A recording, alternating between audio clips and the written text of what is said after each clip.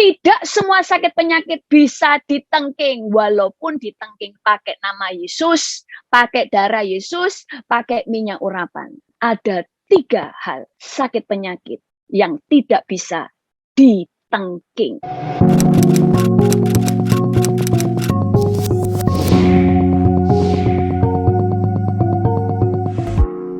Hari ini kita belajar tentang rahasia kesembuhan. Yang pertama kita akan buka firman Tuhan, rahasia kesembuhan. Yang pertama, kita semuanya sudah hafal tentang ayat firman Tuhan ini yang berkata, pencuri datang hanya untuk mencuri dan membunuh dan membinasakan. Aku datang supaya mereka mempunyai hidup dan mempunyainya dalam segala kelimpahan. Firman Tuhan berkata bahwa dunia ini ada di bawah kuasa si jahat. Dunia ini ada di bawah kerajaan kegelapan. Dunia ini miliknya Tuhan, tetapi ada di bawah kuasa si jahat. Iblis itu punya otoritas atas dunia ini. Makanya kalau sudah ikut kelas saya tentang urutan otoritas, mungkin sudah ada yang ingat. Pertama, manusia atau orang berdosa itu ada di dunia ini. Di atas manusia berdosa itu ada roh-roh jahat, lalu ada penghulu-penghulu, ada pemerintah-pemerintah, ada penguasa-penguasa, ada malaikat-malaikat, ada anak-anak Allah, dan di sini adalah Allah sendiri. Itu sebabnya kalau kita lihat pada waktu pertama manusia jatuh di dalam dosa, manusia tidak punya otoritas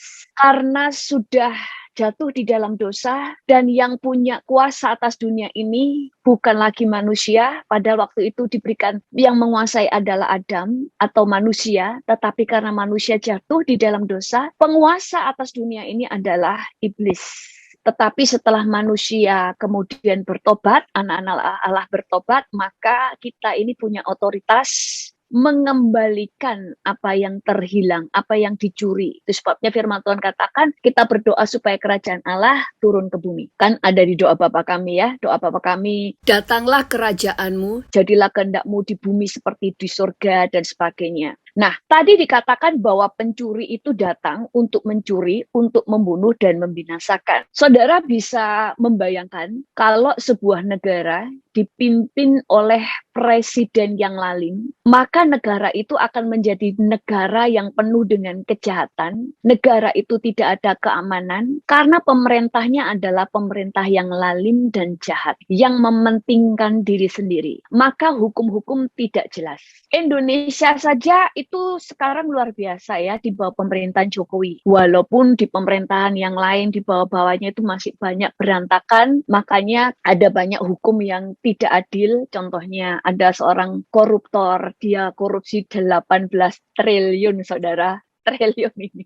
Dia sudah melarikan diri selama 10 tahun, kalau 13 tahun melarikan diri, pulang ke Indonesia, cuma dimasukkan penjara 3 tahun. Sementara orang-orang yang mencuri ayam dan sebagainya bisa dipenjara selama beberapa tahun lebih lama, nggak tahun, pokoknya lebih lama, dan sebagainya. Saya cuma memberikan contoh kalau kemudian dikatakan bahwa pencuri itu datang untuk mencuri, membunuh, membinasakan. Artinya membunuh itu dia selalu ingin membunuh kita secara fisik supaya kita mati. Tapi tujuan iblis yang paling utama adalah membinasakan. Yang artinya orang itu tidak beroleh keselamatan. Kalau mati hanya secara fisik mati. Tetapi kalau kita orang percaya, walaupun tubuh mati, roh kita tetap hidup, kita masuk surga. Tetapi target utama iblis sebenarnya membinasa, yaitu membuat setiap orang mati sebelum percaya Yesus. Kedua, kalau dia sudah percaya Yesus, dia buat dia sangat kecewa, dia buat supaya dia murtad, supaya dia binasa.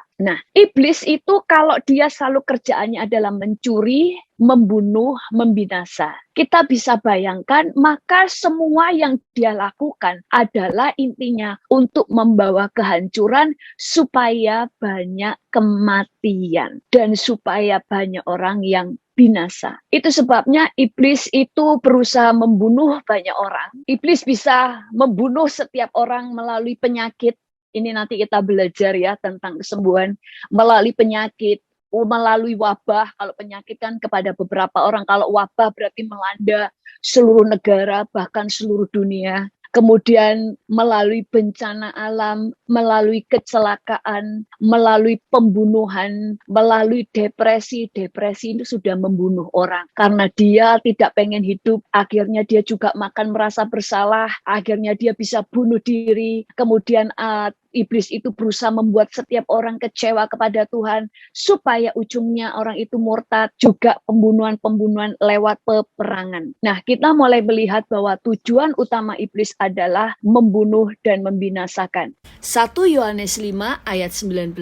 Kita tahu bahwa kita berasal dari Allah dan seluruh dunia berada di bawah kuasa si jahat. Di dalam terjemahan Isi Bible diterjemahkan sebagai kita tahu bahwa setan memerintah semua orang yang menjadi milik dunia ini. Iblis dikatakan bahwa dia yang memegang pemerintahan atas dunia ini. Kalau dia adalah seorang yang lalim, maka dia ingin menghancurkan banyak orang. Itu sebabnya kalau kita tahu bahwa segala macam sakit penyakit datangnya dari iblis. Itu dulu kebenaran yang kita harus tangkap. Lalu kita harus tahu bahwa Tuhan itu ingin kita sembuh. Tuhan itu ingin kita sembuh. Tuhan ingin kita sehat. Kalau toh ada rencana Tuhan atau ada kehendak Tuhan atau Tuhan izinkan seseorang itu sakit, itu karena Tuhan punya rencana yang besar atas hidup orang itu, supaya lewat orang itu ada banyak jiwa diselamatkan. Karena selalu Tuhan itu tujuan di dalam setiap apa yang Tuhan lakukan adalah menyembuhkan, memulihkan, menyelamatkan. Sementara iblis mencuri, membunuh, membinasakan. Itu dulu kebenaran yang harus kita tangkap. Nah, kita mulai lihat ayat firman Tuhan dulu. Setiap pemberian yang baik dan setiap anugerah yang sempurna datangnya dari atas, diturunkan dari Bapa segala terang, padanya tidak ada perubahan atau bayangan karena pertukaran. Dikatakan setiap pemberian yang baik dan setiap anugerah yang sempurna datangnya dari atas, diturunkan dari Bapa segala terang. Semua yang baik. Penyakit itu tidak baik, maka itu tidak datang dari atas. Segala yang baik datangnya dari atas. Segala yang jahat, segala yang buruk, segala yang membunuh datangnya dari bawah. Nah, kemudian kita mau membuktikan bahwa Tuhan itu lebih suka untuk menyembuhkan dan memulihkan dan memberi kehidupan. Di Yesaya 53 ayat 4, ini ayat 4 ya, di situ dikatakan begini, tetapi sesungguhnya penyakit kitalah yang ditanggungnya dan kesengsaraan kita yang dipikulnya. Padahal kita mengira dia kena tulah, dipukul dan ditindas Allah. Dikatakan penyakit kita yang ditanggung. Karena Tuhan itu rela menanggung penyakit kita, karena supaya kita beroleh kesembuhan. Tuhan itu tidak akan melakukan sesuatu kalau itu tidak berdampak buat kita. Karena Tuhan melakukan semua di dunia ini, baik dia harus mati, baik dia harus dihina, baik dia harus dianiaya, dia harus menanggung sakit penyakit, semua intinya adalah supaya punya dampak untuk kehidupan anak-anak Tuhan. Karena segala yang baik turunnya dari atas. Lalu di dalam Yakobus 5 ayat 14 sampai 15 berkata begini. Kalau ada seorang di antara kamu yang sakit, baiklah ia memanggil para penatua jemaat supaya mereka mendoakan dia serta mengoleskannya dengan minyak dalam nama Tuhan. Dan doa yang lahir dari iman akan menyelamatkan orang sakit itu. Dan Tuhan akan membangunkan dia, dan jika ia telah berbuat dosa, maka dosanya itu akan diampuni. Tuhan sendiri yang memberikan perintah di dalam firman Tuhan, kalau ada orang yang sakit di antara kamu, maka kamu harus memanggil para penatua jemaat supaya mereka mendoakan dia, mengoleskan minyak dalam nama Tuhan dan berdoa. Yang doa yang lahir dari iman akan menyelamatkan orang itu dan akan membangunkan dia. Dan kalau orang itu berbuat dosa, dosanya diampuni. Nah, Tuhan itu sampai memberikan perintah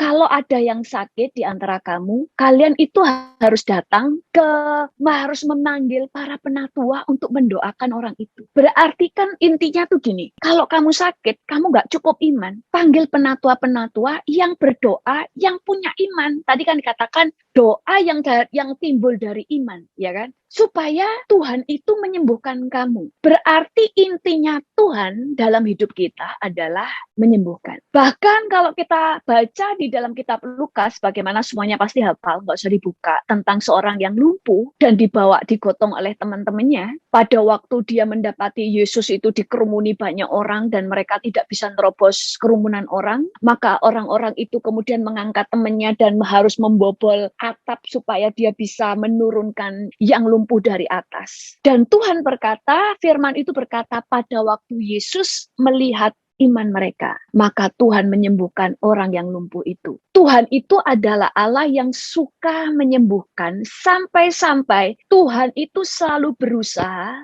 mencari alasan supaya kesembuhan bisa mengalir. Makanya orang ini nggak punya iman, Tuhan cari orang lain. Oh, teman-temannya yang punya iman. Makanya kalau kamu kurang punya iman, datangkan para penatua, orang-orang yang punya iman, supaya kamu sembuh. Bahkan kalau kamu punya dosa, orang-orang itu mendoakan kamu supaya kamu mengalami pemulihan, supaya kamu juga dosanya diampuni. Nah, Allah kita itu adalah Allah yang luar biasa mengasihi. Tapi saya selalu mengajarkan, kita harus kenali Tuhan secara utuh. Tuhan itu sangat mengasihi, tetapi Tuhan juga adil. Tuhan itu tidak bisa langsung menyembuhkan seseorang padahal orang itu misalnya nggak percaya Yesus, ya kan? Kalau seperti itu Tuhan nggak adil. Kenapa? Tidak adil kepada malaikat-malaikat aja begitu dia memberontak, dia langsung nggak diampuni. Makanya Tuhan itu selalu mencari alasan supaya bisa menyembuhkan orang itu. Orang ini nggak cukup iman. Makanya seringkali kenapa Tuhan sampai karena pengen membawa penyembuhan, ada karunia-karunia kesembuhan. Betul? Ada karunia Roh Kudus untuk menyembuhkan. Ada karunia mujizat, ya kan? Karena untuk menyembuhkan. Sampai kalau ada orang sakit sekalipun dia tidak punya iman atau tidak percaya Yesus, Tuhan itu bisa menggerakkan hati pendoa-pendoa dan hati anak-anak Tuhan. Tiba-tiba Tuhan munculkan wajah seseorang supaya dia berdoa untuk orang itu, supaya orang itu mau didoakan dalam nama Yesus. Bukan tiba-tiba Tuhan menyembuhkan orang itu namanya nggak adil. Tapi keadilannya adalah pada waktu ada orang yang berdoa dan meminta kesembuhan untuk orang itu. Makanya kenapa pada waktu Tuhan memberikan karunia kesembuhan, karunia melakukan mujizat, karunia berdoa, pada waktu orang-orang itu memakai dengan maksimal, Tuhan akan menambahkan urapan kepada orang itu, karena melalui orang itulah Tuhan bisa menjangkau banyak orang untuk menerima kesembuhan.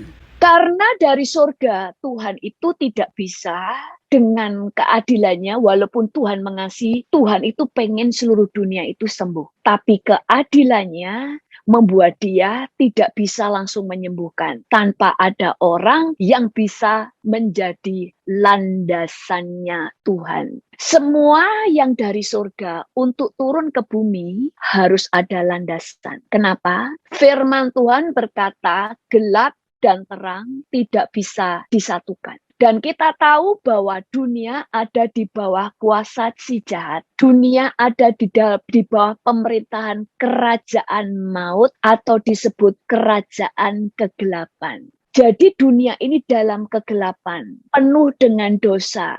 Tuhan tidak bisa bersatu dengan kegelapan. Makanya sampai Tuhan datang ke bumi nggak bisa langsung turun, tapi harus lewat dilahirkan sebagai manusia. Baru bisa. Tetapi cara supaya apa yang di surga turun ke bumi, karena Tuhan adalah terang, untuk turun ke bumi harus ada tempat sebagai landasan atau tempat Allah yang ilahi mendarat, yaitu anak-anak terang. Makanya kita disebut anak terang karena Tuhan adalah terang dan untuk Tuhan menjamah dunia ini lewat kita.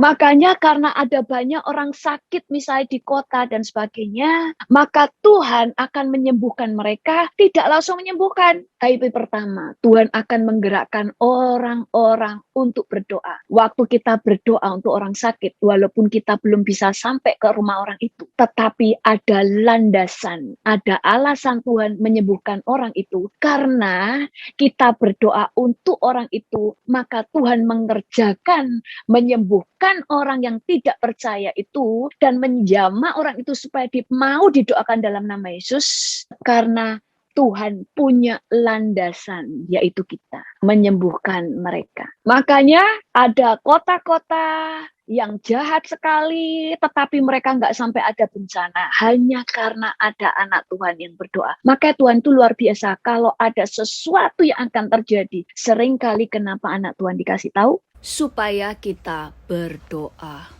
Jadi kita mulai lihat bahwa kesembuhan, pemulihan, memberi kehidupan adalah kehidupan Yesus, adalah visinya Yesus, adalah kesukaan Yesus, adalah tujuan utama Tuhan Yesus. Makanya dia membandingkan iblis adalah pencuri, pembunuh, pembinasa. Yesus memberi hidup dan memberinya dalam segala kelimpahan. Lalu kita mulai lihat juga di dalam ayat berikutnya ya, supaya kita tahu bagaimana Tuhan itu sangat suka untuk menyembuhkan. Musa, kita sudah tahu ya, setiap orang punya kekuatannya terbatas. Kita ini bisa menjadi lemah, apalagi kalau umurnya sudah mulai bertambah. Juga kita bisa menjadi lemah, bisa kecapean dan sebagainya. Tetapi pada waktu seseorang punya hubungan dengan Tuhan, dan Tuhan memang punya menghendaki orang itu kuat, karena dia harus menjadi pelaksana untuk mencapai visinya Tuhan. Musa itu kuat sampai tuanya. Dikatakan Musa berumur 120 tahun ketika ia mati. Matanya belum kabur dan kekuatannya belum hilang. Kenapa? Karena Musa sampai umurnya tua, dia harus menulis Alkitab. Sehingga orang-orang yang menjadi pelaksana firman, sebenarnya Tuhan itu mau dan bisa membuat orang itu punya kekuatan walaupun sudah tua. Sampai dikatakan kekuatannya tidak menjadi lemah, matanya tidak kabur. Lalu tentang Abraham. Dikatakan Abraham itu masih bisa punya anak di usia tua, saudara. Pada waktu Sarah mati, Abraham itu mengambil pula seorang istri, namanya Ketura. Perempuan itu melahirkan baginya siapa? Zimran, Yoksan, Medan, Midian, Isbak, dan Suah. 1, 2, 3, 4, 5, 6. Padahal saat itu umurnya Abraham kira-kira sudah 136 tahun. Tetapi dia punya kekuatan membuat dia bisa punya anak di usia segitu. Punya 5 anak. Berarti dia punya kekuatan yang luar biasa. Matius 12 ayat 15b berkata, banyak orang mengikuti Yesus dan ia menyembuhkan mereka semuanya. Dikatakan Yesus menyembuhkan mereka semuanya. Tidak ada satupun yang terlewatkan. Matius 14 ayat 14 berkata, ketika Yesus mendarat, ia melihat orang banyak yang besar jumlahnya, maka tergeraklah hatinya oleh belas kasihan kepada mereka, dan ia menyembuhkan mereka yang sakit. Matius 19 ayat 2 berkata, orang banyak berbondong-bondong mengikuti dia, dan ia pun menyembuhkan mereka di sana. Tuhan senang menyembuhkan. Yang saya mau kasih tahu di sini bahwa Tuhan itu adalah Allah penyembuh, pemulih, pemberi kehidupan. Makanya kita diberi kuasa untuk menolak sakit penyakit. Tetapi tidak semua sakit bisa ditengking. Itu yang kita harus tahu. Tidak semua sakit penyakit bisa ditengking, walaupun ditengking pakai nama Yesus, pakai darah Yesus, pakai minyak urapan. Ada 3 hal sakit penyakit yang tidak bisa ditengking. Ada banyak penyebab sakit penyakit, misalnya ada sakit itu karena alam, ya kan? Cuaca, karena hujan terlalu deras, ada matahari terlalu terik sehingga kita dehidrasi, kita pusing, kita pingsan, ya kan? Itu kan karena alam. Tapi karena semuanya itu memang karena dunia ini ada di bawah kuasa si jahat. Makanya kita punya lelah, kita bisa pilek, ya kan?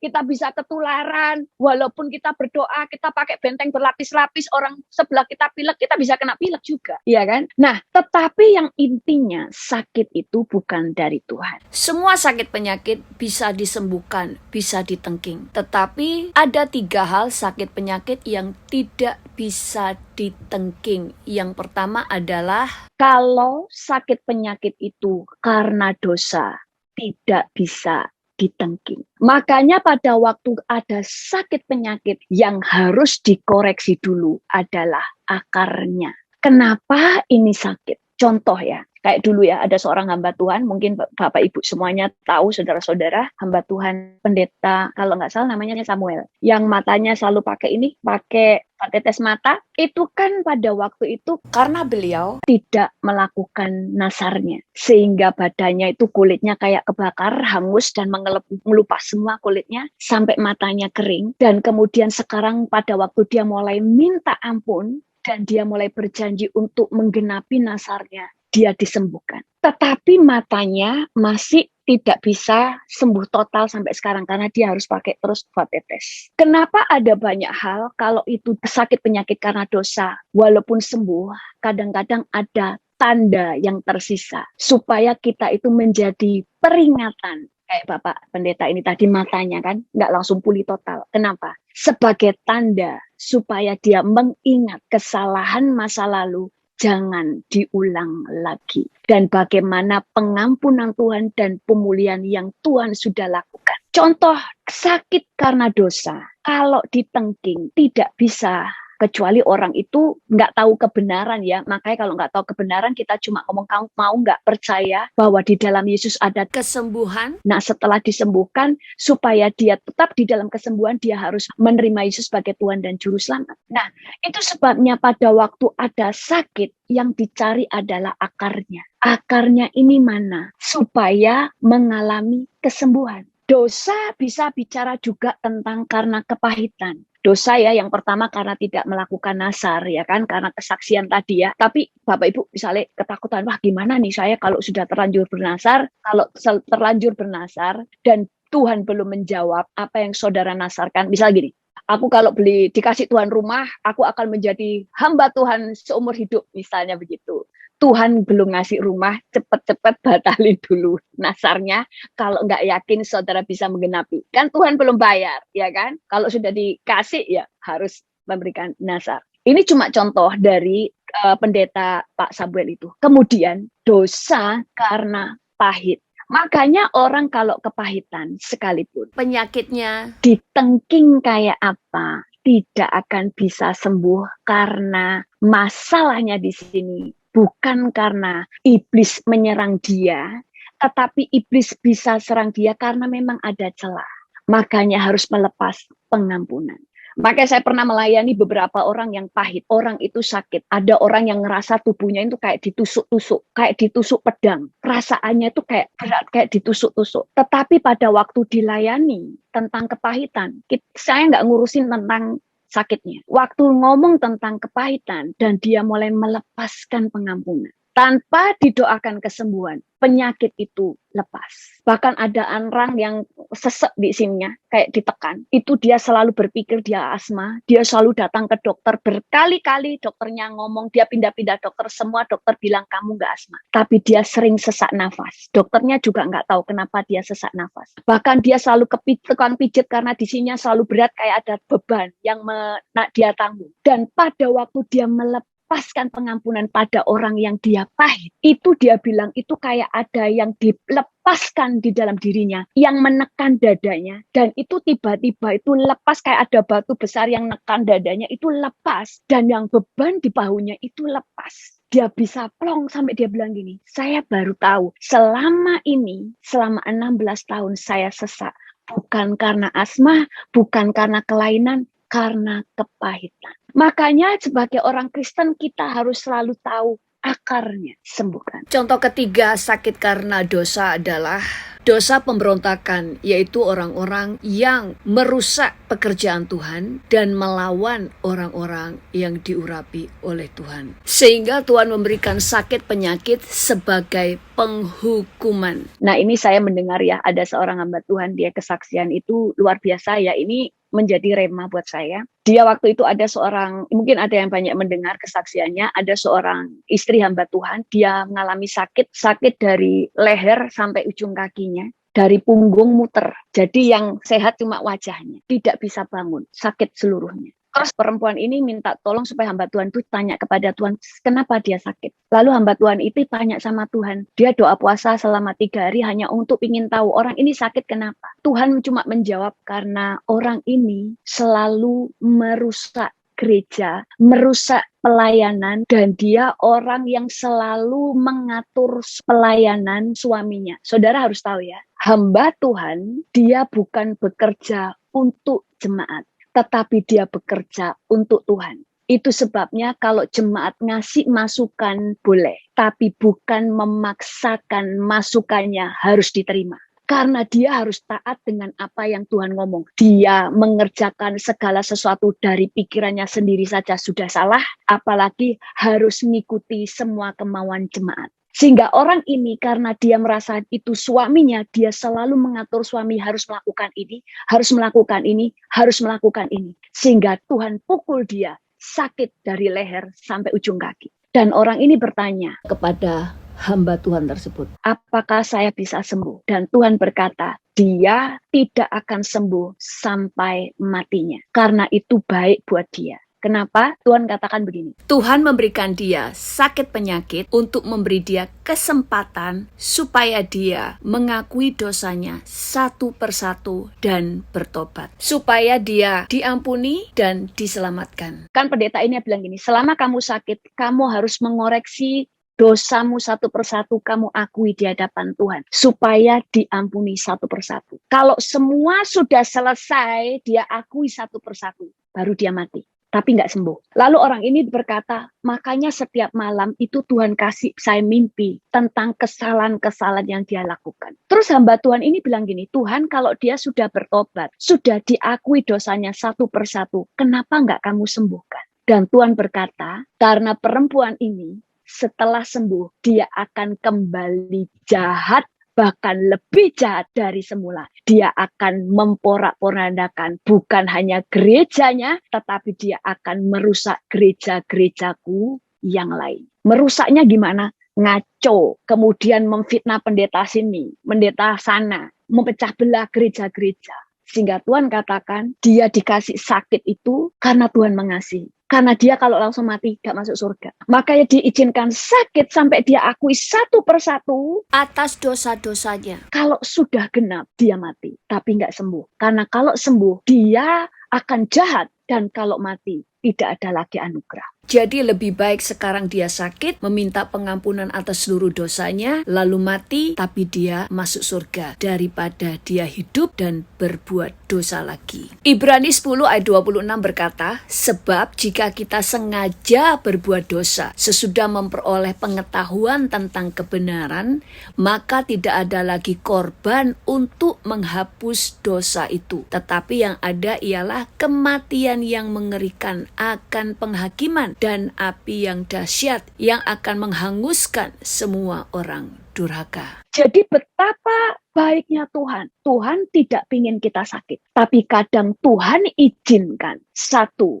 karena Tuhan mau membawa pertobatan banyak orang. Kedua, adalah untuk memurnikan. Kalau kita ini hampir gak bisa masuk surga. Karena terlalu jahat. Saya kapan hari mengajar di sini. Ada banyak orang Kristen yang salah paham dengan berkata, kita diselamatkan hanya karena iman, bukan karena perbuatan. Memang kita tidak bisa selamat karena perbuatan baik. Tetapi bukan berarti kita dibiarkan Tuhan tetap tinggal di dalam kejahatan. Kita mungkin belum bisa berbuat baik. Tetapi yang Tuhan tuntut, tinggalkan kejahatan. Tinggalkan dosa. Maka yang dihitung Tuhan bukan perbuatan baik. Perbuatan baik itu membuat kita mendapatkan reward. Tetapi yang membuat kita selamat adalah iman plus tinggalkan dosa atau pertobatan. Makanya ada banyak orang yang Tuhan izinkan sakit sebelum matinya. Kadang itu Tuhan izinkan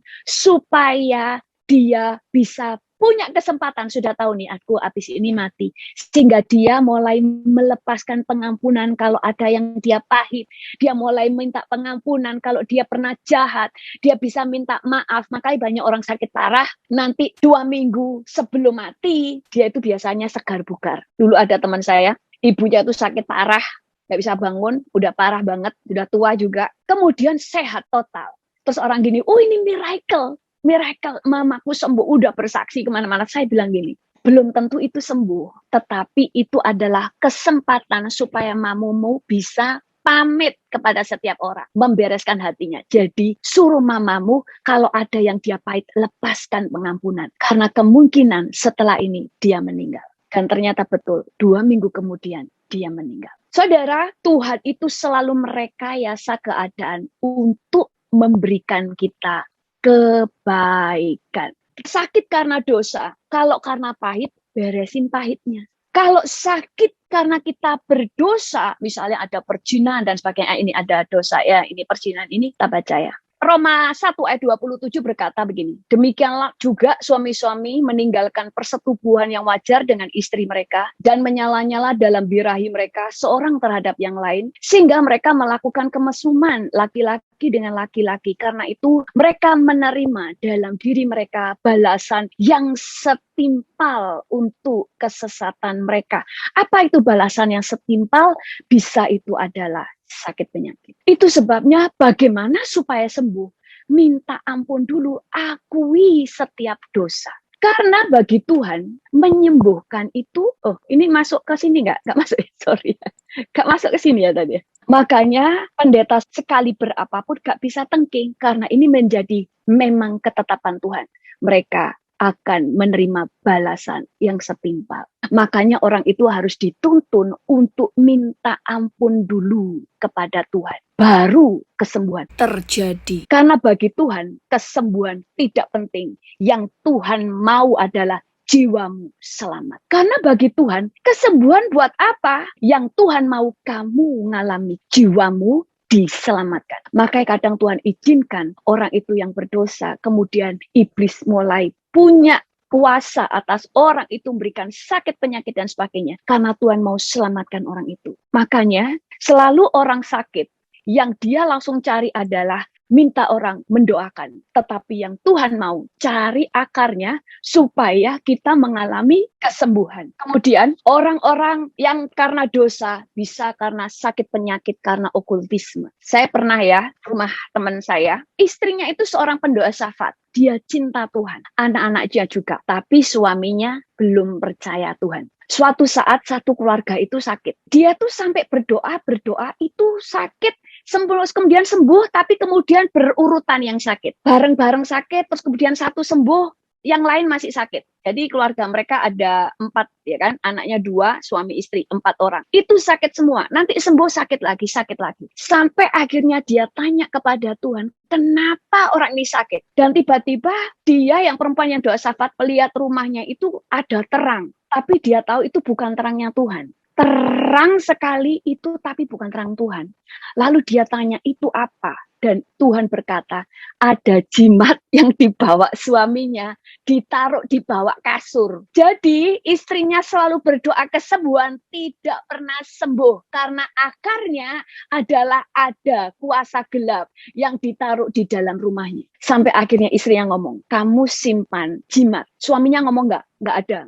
Akhirnya Tuhan nyatakan di mimpi, kalau enggak, keluarga ini tidak pernah sembuh. Lalu suaminya ngaku, dia datang ke dukun untuk supaya dapat pesugihan. Setelah itu dihancurkan, gak usah nengking sakit penyakitnya, sudah sembuh saat itu dihancurkan. Kedua, sakit penyakit yang tidak bisa ditengking adalah sakit yang disebabkan oleh karena kesalahan kita sendiri, hidup tidak tertib atau ndablek. Kalau kita ini sakit karena ndablek, karena makanan. Kapan hari suami saya tidak tahu, suami saya itu suka seafood. Saya juga doyan seafood. Kemudian makan apa saja ya, pokoknya makanannya itu sampai kemudian kakinya sakit. Didoain nggak sembuh, dibawa ke dokter. Dokternya cuma ngomong bahwa kebanyakan seafood.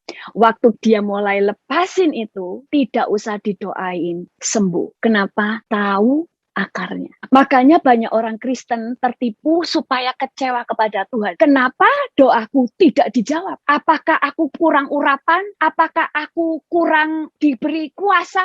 Apakah nama Yesus kurang kuasa sehingga saya berdoa kesembuhan tidak sembuh-sembuh? Karena saudara sedang berperang kepada sasaran yang tidak tepat. Makanya harus cari akarnya. Kayak saya dulu juga nggak ngerti tentang kolesterol. Saya dulu dengan adik saya paling suka makan sosis babi dan makanan-makanan kaleng. Waktu di Indonesia itu saya makan, sampai hari ini juga suka begitu. Saya makan dan sebagainya. Kepala saya kok pusing terus ya. Kenapa kepala saya pusing?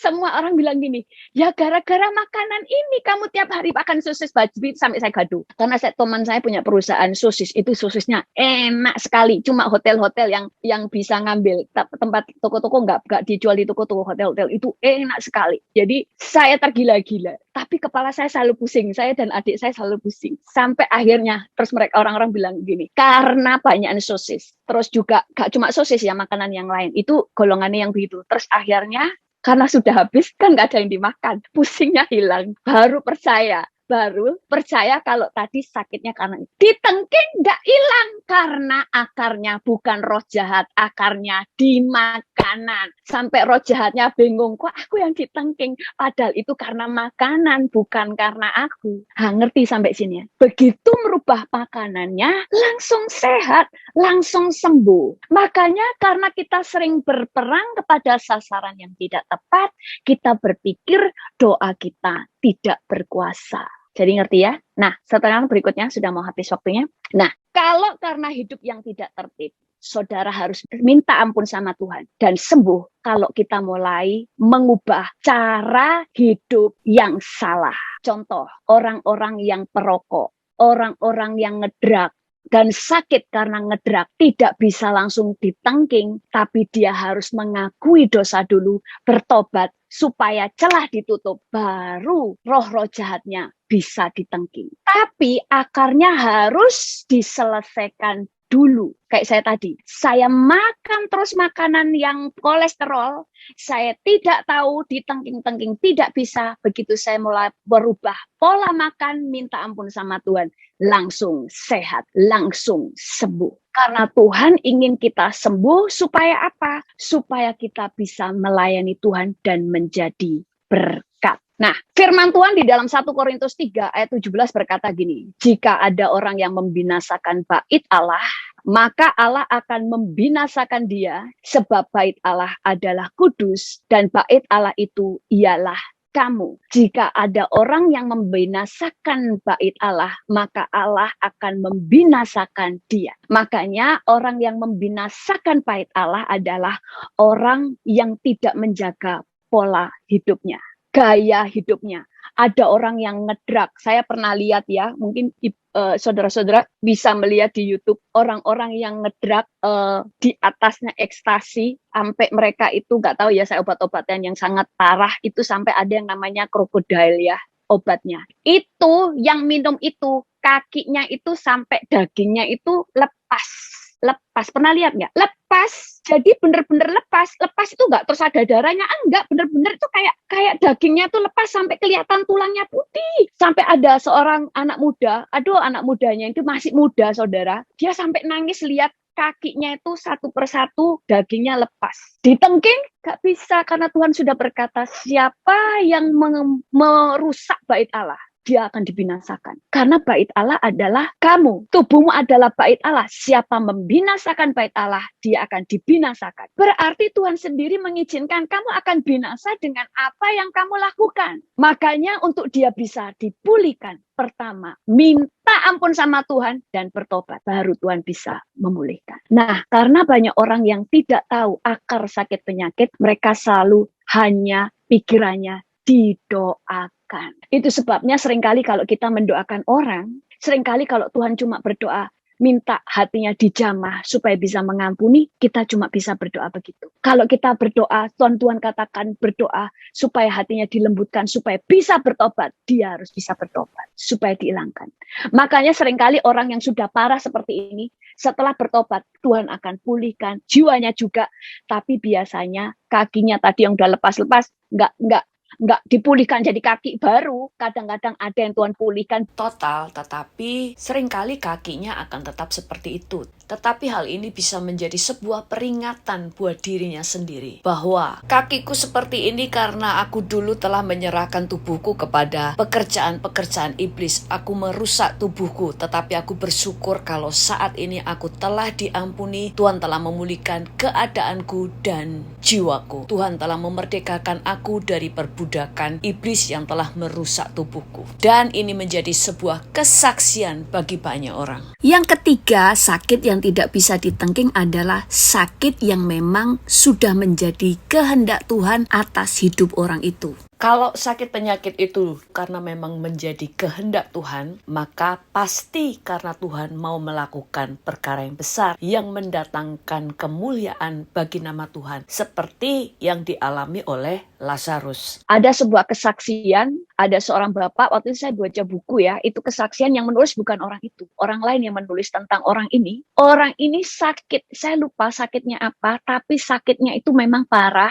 Jadi dia diopname di rumah sakit. Diopname di rumah sakit itu saking parahnya. Dia tinggal di rumah sakit selama 2 tahun. Tidak ada kan orang yang harus ada di rumah sakit. Biasanya orang ada di rumah. Tapi karena ini parah, dia harus di rumah sakit selama 2 tahun. Dia orang yang cinta Tuhan. Dia orang yang setia kepada Tuhan. Dia sakit. Tetapi apa yang sebenarnya terjadi? Orang ini tadinya kenapa kok aku sakit ya? Kenapa kok sakit nggak sembuh-sembuh? Sampai akhirnya dia mulai bersyukur kepada Tuhan. Dia memutuskan tidak mau mengeluh. Dia tidak mau mikir kenapa dia sakit. Tetapi yang dia ngomong sama Tuhan, kalau ada yang salah dalam dirinya, dia cek-cek semua. Dia minta ampun sama Tuhan. Selebihnya bersyukur dan dia berkata, apapun yang menjadi kehendak Tuhan, aku percaya itu baik. Dan saudara tahu waktu di rumah sakit, ternyata dia itu bisa menguatkan banyak orang. Kalau dia tuh satu kamar itu bukan kamar yang VIP ya. Jadi satu kamar bisa 2 orang, 3 orang gitu ya. Tapi bukan yang banyak orang gitu ya. Kelas 2 ya mungkin ya. Itu 2 orang atau 3 orang. Dia bisa menguatkan orang-orang itu sampai banyak yang di rumah sakit yang sakit bersama dia doakan sembuh dan satu persatu percaya kepada Yesus. Sampai akhirnya para perawat kalau ngalami masalah datang ke situ, mulai konseling, dia kuatkan, mereka nangis, mereka dijamah Tuhan, mereka diberi kesaksian tentang Tuhan, dan banyak pegawai di rumah sakit itu mulai satu persatu mulai percaya Yesus dan orang-orang sakit. Sampai akhirnya orang-orang yang sakit parah sama dokternya sengaja ditaruh di kamar orang itu. Dan karena dokternya itu melihat orang ini menjadi berkat bagi banyak orang, sampai akhirnya rumah sakit menggratiskan dia selama dia ada di rumah sakit. Dan dia bilang sampai teman-temannya, orang-orang yang mengunjungi dia waktu dia sakit kan untuk mengunjungi, untuk mendoakan ya, teman-teman gereja, teman-teman kerjanya, tetangganya. Tetapi mereka datang justru orang ini menguatkan mereka dan berdoa. Sampai akhirnya dia berkata begini, saya akhirnya tahu kenapa Tuhan izinkan saya sakit. Karena selama 2 tahun saya ada di rumah sakit, sangat banyak jiwa-jiwa dimenangkan. Bahkan banyak dokter yang bertobat dari pelayanan orang ini sebelum dia meninggal. Dia bilang, selama saya di luar rumah sakit, saya tidak memenangkan jiwa. Tapi selama saya di rumah sakit, ada banyak jiwa yang dimenangkan. Dan karena dia mulai setia, sampai akhirnya dokternya ngomong gini, Orang yang sakit seperti kamu seharusnya sangat menderita, bisa teriak-teriak karena kesakitan. Tapi kamu enggak. Dan dia bilang, saya sakit, tapi saya tidak tahu saya tidak menderita dengan sakit saya. Saudara bisa bayangkan setelah dia membawa banyak jiwa, dia membawa sukacita, dia membawa banyak orang bertobat, lalu dia mulai meninggal. Dan dia meninggal dengan menjadi orang yang menggenapi apa yang menjadi rencana Tuhan. Waktu meninggalnya, semua orang bersaksi bagaimana dia bertobat gara-gara orang itu. Setiap orang Tuhan mau memberikan kesembuhan. Pertama, tujuannya supaya kita bisa menjadi berkat buat orang lain dan untuk keluarga. Tetapi kalau ada yang harus sakit yang Tuhan izinkan, karena Tuhan mau bekerja lewat kita. Karena Tuhan itu selalu bekerja seperti efek domino. Waktu Tuhan menjamah orang ini, orang lain akan mengalami kesembuhan. Ada seorang ibu ya, ada di sebuah desa, dia itu adalah satu-satunya orang Kristen. Dia baru pindah di desa itu. Dia sebenarnya nggak suka untuk berada di situ karena dia orang Kristen satu-satunya dan tidak ada gereja. Sehingga dia waktu itu belum ada Zoom gini ya, dulu kan ada cuma acara televisi dan radio. Sehingga pada waktu ada acara-acara gereja, acara kebaktian di televisi, dia mengikuti. Kemudian dia mengirimkan beban doa. Dia berkata, saya ingin memenangkan jiwa. Saya ingin di desa ini ada menjadi orang-orang Kristen karena nggak ada gereja. Dan pada waktu dia banyak berdoa, anaknya kemudian jatuh sakit. Bahkan kemudian kerasukan setan. Dia bingung, dia ngomong, loh saya ini pingin terjadi pelawatan. Dia ini anaknya sakit, bahkan kerasukan setan waktu di halaman. Kan malu-maluin bagaimana bisa bersaksi ke tetangganya. Tetapi kemudian dia langsung telepon untuk di televisi ya. Itu dia ngomong untuk minta dibantu doa karena anaknya sakit dan sebagainya. Mereka cuma berdoa, tapi kan nggak ada yang bisa turun tangan ke situ karena itu di desa gitu loh. Dan dia cuma diajari, ibu harus layani pelepasan anakmu sendiri. Karena kita nggak bisa kirim orang, di situ nggak ada gereja, dan tempatnya jauh. Nggak ada yang datang di situ, akhirnya dia praktek iman, dia tengking roh jahat yang ada di anaknya. Dan anaknya sembuh, anaknya mengalami kelepasan. Dia bersyukur tapi dia malu. Anakku kok anak Tuhan, anak orang Kristen, kok kerasukan. Bahkan kan semua orang tahu orang Kristen itu, orang percaya itu kan nggak bisa kerasukan, nggak bisa kena santet, betul kan? Kok ini malah di hadapan banyak orang anakku itu kerasukan. Dan ternyata tetangganya ada yang sakit. Waktu anaknya sakit dibawa ke ibu ini, minta didoakan. Karena dia lihat anaknya ibu tadi yang sakit itu sembuh. Dan ibu ini langsung ngomong, saya nggak yang menyembuhkan bukan saya, tetapi Yesus.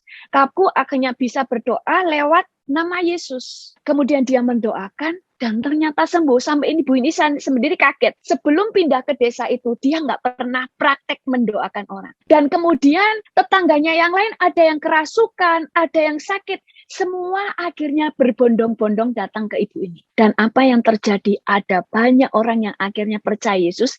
Sampai dia kemudian ngomong ke televisi itu untuk mendatangkan pendeta karena banyak orang yang bertobat di situ. Ada banyak hal kalau itu bukan karena sebuah dosa. Maka kalau itu adalah seizin Tuhan, selalu karena Tuhan akan melakukan sesuatu sebagai efek domino. Bahkan dulu ya di gereja saya dulu, ada seorang bapak, dia itu cinta Tuhan, anaknya perempuan satu, istrinya itu jahat sekali saudara, karena tidak suka suaminya percaya Yesus. Dulunya suaminya tadinya bukan orang Kristen. Jadi setiap hari didamprat di hadapan banyak orang. Suatu saat suaminya sakit. Waktu sakit, suaminya bisa bersukacita, gak mengeluh. Orang kan gak bisa mikir ya, bagaimana cara Tuhan bekerja. Sampai semua orang di gereja kasihan, ya orang ini sudah istrinya jahat, cerewet, anaknya begitu, kok sekarang sakit. Dan setelah sakit, orang ini meninggal. Sepertinya semuanya hopeless. Tapi justru ternyata waktu dia meninggal, yang orang heran, istri dan anaknya bertobat dan pergi ke gereja sambil nangis. Mereka berkata, saya selama melihat suami saya sakit, dia tidak pernah mengeluh, dia bersukacita, tetap berkata bahwa Yesus baik dan selalu dia pesan, kalau aku mati, kamu jangan pernah menolak Yesus kalau Yesus datang kepada kamu. Karena aku nggak takut mati. karena aku pasti ke surga. Tapi yang aku khawatirkan kamu dan anakku. Itu selalu. Waktu dia mati, Tuhan itu berbicara lewat mimpi kepada anak istrinya. Tapi yang dia bersaksi, saya melihat selama hidup suami saya sakit. Saya melihat orang ini kok cinta banget sih sama Tuhannya, padahal sakit. Saya omeli dan sebagainya. Tapi sampai akhir dia bisa bersuka cita. Kita aja yang di gereja waktu itu gak mikir kalau ternyata justru dari dia sakit dan mati, anak istrinya itu justru bertobat. Padahal waktu itu kita gini, ini aja setia ke gereja, istrinya ngomel terus, apalagi sekarang mati. Seringkali kita tidak mengerti apa yang sedang Tuhan kerjakan. Itu sebabnya Yesaya 55 ayat 8-9 berkata, sebab rancanganku bukanlah rancanganmu, dan jalanmu bukanlah jalanku. Demikianlah firman Tuhan. Seperti tingginya langit dari bumi, demikianlah tingginya jalanku dari jalanmu, dan rancanganku dari rancanganmu. Jadi modal kita hanya percaya, walaupun kadang kita tidak mengerti apa yang sedang Tuhan kerjakan di dalam hidup kita. Jadi mengerti sampai sini ya. Jadi rahasia kesembuhan adalah pertama, kita tahu bahwa di dalam Yesus ada kesembuhan dan keinginan Yesus adalah menyembuhkan. Dan kalau ada hal yang terjadi yang Tuhan izinkan supaya kita diizinkan mengalami sakit, yang pertama, lewat hidup kita Tuhan memulihkan banyak orang. Banyak orang mengalami pertobatan. Kedua, Tuhan memberi kita kesempatan untuk bertobat. Kalau itu tidak membawa pertobat orang lain, karena Tuhan mau kita minta pengampunan, kita dimurnikan sebelum kita mati. Itu pun anugerah. Dan kita mulai tahu tadi bahwa ada banyak sakit penyakit yang tidak bisa ditengking. Yang pertama, kalau itu kehendak Tuhan. Yang kedua, kalau sakit itu karena dosa, harus minta pengampunan dulu. Yang dosa tadi karena apa? Karena okultisme, karena kepahitan dan sebagainya. Yang ketiga, sakit penyakit karena hidup tidak tertib. Kalau karena hidup tidak tertib, caranya untuk mengalami kesembuhan dan pemulihan, minta ampun kepada Tuhan, akui kesalahan sehingga Tuhan membebaskan kita dari dosa dan kemudian merubah cara hidup. Kalau sakit-sakit yang lain karena peperangan rohani dan sebagainya, itu justru sangat mudah kita tengking semuanya karena kita ada di posisi yang benar. Kalau itu sakit penyakit karena Tuhan yang izinkan terjadi, caranya gimana? Pertama, kita mulai cek dulu apakah ini karena dosa. Kalau tidak ada, kita mulai bersyukur kepada Tuhan dan kita percaya bahwa Tuhan punya rancangan baik di dalam setiap yang kita alami. Baru nanti Tuhan akan memberikan pengertian kenapa kita harus sakit. Kalau yang Tuhan rencanakan, yang kita sakit kita itu tidak akan membawa penderitaan, tetapi membawa pemulihan kepada orang lain. Tapi kalau Tuhan izinkan sakit karena kita nggak bisa masuk surga dengan dosa kita, karena kita sangat berdosa supaya kita pemberesan, ya kita bersyukur seperti perempuan tadi dari leher sampai sini itu muter ya, penyakitnya itu dari punggung sampai depan ini semuanya penyakit, sampai dia nggak bisa bangun, nggak bisa kemana-mana, tetapi Tuhan berkata itu baik untuk dia sehingga dia mati, dia masuk surga. Amin. Oke, itu saja sebelum pertanyaan.